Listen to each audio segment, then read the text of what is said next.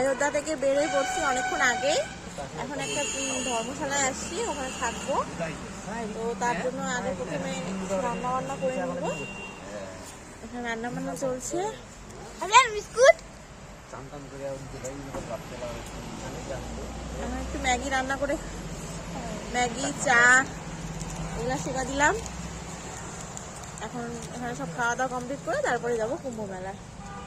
Maggi রান্না করে খাওয়া দাওয়া করলাম। ম্যাগি শেষ। কেমন হয়েছে ম্যাগিটা বলো? Super super.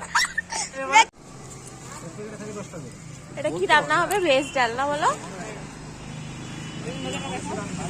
আর এই যে বেগুন ভাজা আর পাপড় ভাজা হবে, নিরামিষ। Biscuit, biscuit. আমাদের ধর্মশালা, এখানে রান্না করার ভিতরে রান্না করতে দিবে না, তাই বাইরে রান্না করতেছি।